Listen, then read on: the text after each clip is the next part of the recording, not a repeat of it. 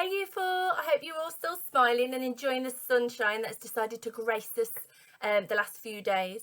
As always, we've been super impressed with all the learning we've received this week, from the learning that we set for you and some of the stuff that you've chosen to do yourselves at home. Gotta hand it to you, you are a very creative bunch, and we absolutely love receiving all of your emails, so please keep them up. So this week we've got lots more learning for you to have a go at, but do remember you are allowed to access learning from other year groups as well. So if you want to access something set by year 6 or year 5 or even year 2 or year 3, you're more than welcome to do that as well, always instead of something that we have set for you. That is completely up to you. We want you to have a go at some learning, but we want you to make sure you're enjoying yourselves as well. So that's always an option there for you, okay? And also making sure you're still having fun and having a nice chill at home as well. So let's start with maths this week. So we're going to be looking at adding and subtracting money. And when we add and subtract money, there are a few things that we always have to remember. So the first thing that we need to make sure we remember is that decimal point, okay, that separates the pounds from the pence. See, that decimal point never moves, okay? The values of our money may move when we add and subtract, but that decimal point never moves. So make sure it stays in that same place when you are adding or subtracting using column addition or column subtraction. We also need to remember that there are 100 pennies in a pound, okay? And just a little reminder of when we're adding and subtracting, you may need to carry if you're adding, or you might need to exchange if you're subtracting. So if, for example, you are adding and the values in the units column are 5 add 6, we know that value equals 11. So we need to make sure that we move the tens value over to the tens column and keep the 1 in that column. Same if we are subtracting, but we might need to exchange. So if you had, again, in the units column, a 1 on the top and a 4 underneath, you know you can't subtract 4 from the number 1. So you're going to need to move along to the tens column and exchange that number over to the 1 so that then you can then subtract that number. Just wanted to remind you of that because sometimes we forget to do that when we haven't done it for a very long time. So we've got lots of money questions for you to have a go at, so we'll love to see how you get on with those. So in science this week, we're continuing with the theme of teeth. We're going on to explore some of the teeth of different animals. Oh, I've got someone here that you might want to see who has different teeth for us. Let's have a look. So this is my kitten Deirdre. She's not going to let me look at her teeth because she doesn't like to be held, but it'd be interesting to know the teeth of cats. So anyway, back to it. We want you to look at some of the teeth of different animals that we have set for you. So what we would like you to think about is, what do those teeth have in common with the teeth of humans? What is different about the teeth compared to humans? And why do you think those differences are there? Now, a big hint for you to find out why is to look at their diets and what they eat.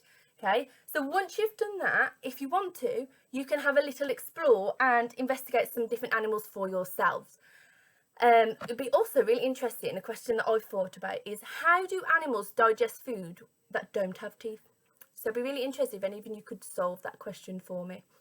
So let's now move on to English and guided reading, and I'm really excited about English and guided reading because even though we were looking at David Walliams and we were really enjoying reading The Demon Dentist, if we were at school, we would be starting to read a very specific book. And it is one of my favourite books, arguably more than Mr. Popper's Penguins, but I'll leave that up to you to decide which one you prefer. And that book is The Boy Who Grew Dragons. So we're going to start basing some of our guided reading and English learning on this book. And I'm going to read a little bit of this for you in a minute, but I'm just going to explain the learning for you first. So I'm going to read just the introductory part of this book, and it's only a couple of pages long. But what I'd like you to do is, I would like you to create a maximum of 10 hot seat questions for our main character, Thomas, who's this boy here.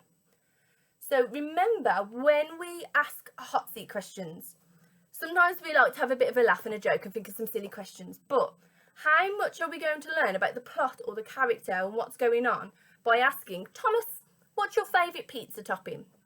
That's not a very valuable question. So think about some of the questions that you might want to ask.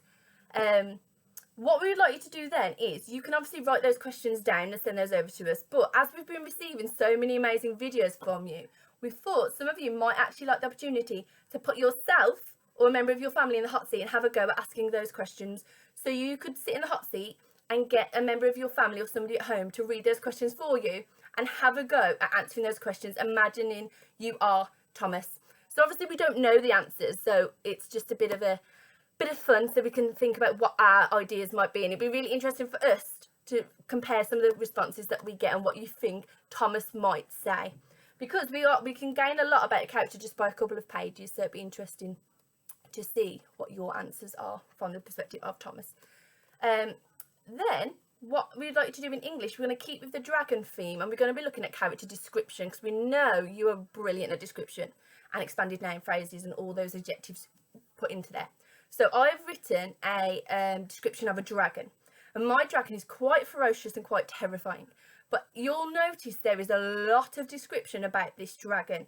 There isn't much action. I'm not writing a story, I'm just describing the character.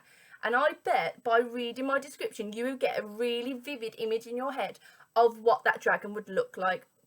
So what I would like you to do is, when you've read that waggle, I would like you to create your own character description of the dragon. So we know dragons traditionally are quite terrifying and quite scary, but we know from some of the dragons possibly in this book, How to Train Your Dragon, if you've watched that film, that not all dragons are terrifying and ferocious. So think about that when you write your description. You might not want to write about a scary dragon. You might have quite a mild-mannered, timid, scared dragon. But that's not all. Once you have written your character description, we would love for you to have a go at drawing your dragon and what it would look like based on those descriptions. So you could draw your dragon, and then you could label it with all the descriptions that you have included. And we'd love to see loads of those pictures coming in as well. We've also set some reading comprehension based on the waggle. This is completely optional, you don't have to do it. But we know that you really enjoy answering comprehension questions, so that is there for you as well if you want to have a go. So, without further ado, let's have a read of The Boy Who Grew Dragons. And just to let you know, we are also sending over a written copy of the introduction as well as it is written in the book, because I know I have a tendency to talk very fast, so you can look at that instead. So, The Boy Who Grew Dragons by Andy Sheppard. When people ask me what we grow in Grandad's garden, I think they expect the answer to be cucumbers, tomatoes or runny beans. I don't think they expect the answer to be dragons. But there it is, we grow dragons. And I can tell you this, they're a lot more trouble than cucumbers.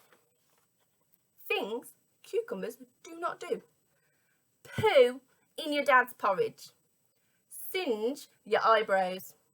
Make a really cosy nest by shredding all your mum's alphabetically ordered recipes. Leave your pants, the embarrassing ones covered in diggers, hanging from the TV aerial. Chase your cat. Drop cabbages on your cat. Try and ride your cat like a rodeo bull. Wake you up at 4 a.m. every morning by digging razor-sharp claws into your forehead. Set light to your toothbrush while it's still in your mouth. Of course, they also don't have scales that ripple and shimmer like sunlight on the sea, or have glittering eyes that can see right into the heart of you, or settle on your shoulder with their tail curled round, warming your neck and their hot breath tickling your ear. Nope, none of these are things you can expect from a cucumber. Well, not any cucumbers I've come across anyway. And here we've got some pictures of the dragon doing some of the things that Thomas mentions. Particularly fond of the cabbage one right there. Maybe a mutant radioactive space cucumber, but not your average garden variety. But dragons, well, they're a whole other story. So who wants to grow dragons? Daft question, yeah. I mean, seriously, who in their right mind would say no? Not me, that's for sure. And not you by the looks of it. But if you want to grow dragons, you need to know what you're getting into. Sure, they're fiery, fantastical and dazzling, but dragons are not all fun and games. Not by a long shot. And it's not just the fire and the flammable poo I'm talking about. Oh no. Which is why, my dragon-seeking desperados, I'm writing all this down so at least you can go into it with your eyes open.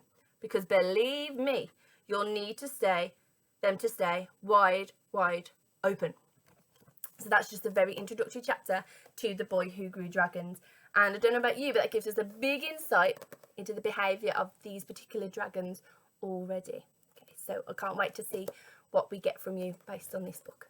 So, last thing to share with you this week is our French learning. As I've mentioned, we've received loads of brilliant videos from you over the last few weeks, and lots of those have been French videos. So we would like you this week to focus on counting in French. So we've given you the task of counting up to 10 in French. But knowing you lot and how you've managed so far, you might want to challenge yourself to go even higher with your numbers, but that's completely up to you. But we would love it if you could record them and send it to us, because it's super fun to hear you having a go. And you are sounding really professional as well with your little introductions when you're reading. So stay strong, keep going, you are doing amazingly. We are so incredibly proud of you, and just keep doing what you are doing. We are so grateful for all of the learning we've received and all of the support that we're getting from your families as well, because we couldn't do this without them either. And before I go, I wanted to show you another kitten. This one tends to be a little bit more cuddly, but we will see. So I'm going to pause it and I'll bring you back. So this is Dennis. And as you can tell, he's a lot more cuddly than Deirdre. I think he thinks he's a hamster or something. Just sits chilling most of the time, like a big old baby. But I hope seeing my kittens this week has made you smile a little bit. And if you're more of a dog person, I'm sorry, I don't have a dog. So from me and Dennis and all the U4 team, stay smiley. We'll see you next week. Bye!